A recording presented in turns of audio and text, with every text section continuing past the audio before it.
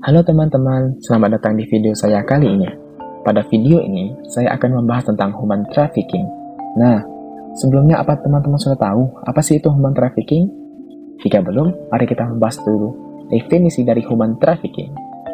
Secara definisi, human trafficking atau perdagangan manusia adalah suatu perekrutan pengiriman atau penampungan orang-orang dengan cara ancaman atau kekerasan demi tujuan eksploitasi, pelacuran, seks, penyalahgunaan kekuasaan serta perbudakan yang hanya akan menguntungkan satu pihak saja, yaitu pelaku human trafficking.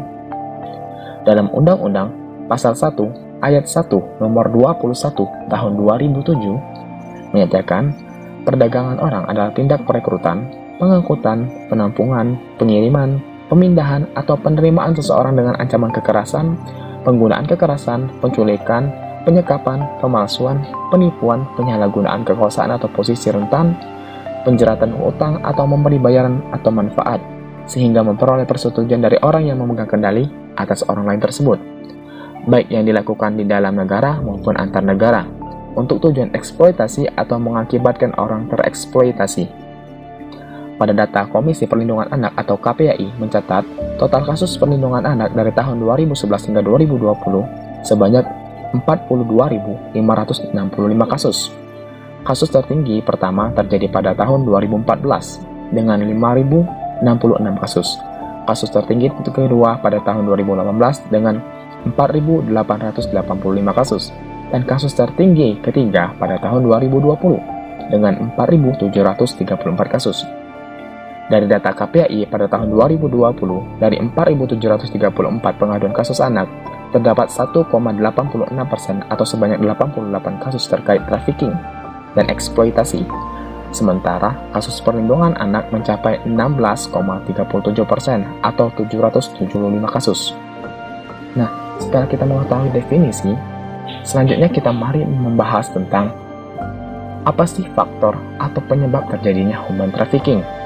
Nah, sebenarnya faktornya itu begitu banyak sekali yang menjadi penyebab human trafficking ini terjadi.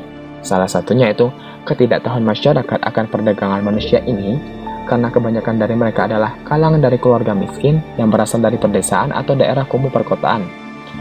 Mereka yang berpendidikan atau berpengetahuan terbatas, yang terlibat masalah ekonomi, politik, dan sosial yang serius.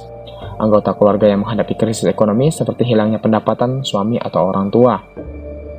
Atau suami dan atau orang tua yang sakit keras, orang tua meninggal dunia, anak-anak putus sekolah, korban kekerasan fisik, psikis, seksual, dan juga para pencari kerja atau termasuk buruh migran. Perempuan dan anak-anak jalanan, korban penculikan, janda cerai akibat pernikahan dini, mereka yang mendapatkan tekanan dari orang tua atau lingkungannya untuk bekerja, bahkan pekerja seks yang menganggap bahwa bekerja di luar negeri menjanjikan pendapatan yang lebih. Setelah kita membahas definisi serta faktor penyebab terjadinya human trafficking, saatnya kita akan membahas tentang apa sih dampak dari human trafficking yang terjadi itu untuk bagi para korbannya itu sendiri. Nah, di sini saya akan mencoba merangkum secara ringkas bahwa kesehatan mental yang buruk adalah efek kesehatan yang dominan dari jelas merugikan terkait perdagangan manusia atau human trafficking ini sendiri. Konsekuensi psikologis dapat meliputi depresi, post-traumatic stress disorder atau gangguan stres pasca trauma, dan gangguan kecemasan lainnya seperti kondisi somatik termasuk disfungsi fisik dan bahkan pikiran untuk bunuh diri dari para korban itu sendiri. Serta ada juga yang mendapat isolasi sosial seperti dilarang kontak menghubungi keluarga atau pembatasan ruang gerak seseorang, digunakan untuk mempertahankan kekuasaan atau orang dalam situasi trafficking atau diperdagangkan, seperti memanipulasi emosional dengan menggunakan ancaman atau janji palsu. Nah, teman-teman, itulah tadi pembahasan kita pada video kali ini. Jika teman-teman ada pendapat, kritik, saran, atau informasi tambahan, bisa tulis di kolom komentar ya. Mungkin kita bisa diskusi di sana. Terima kasih telah menyimak video kali ini hingga selesai. Jangan lupa like dan subscribe channel ini, teman-teman. And see you next time.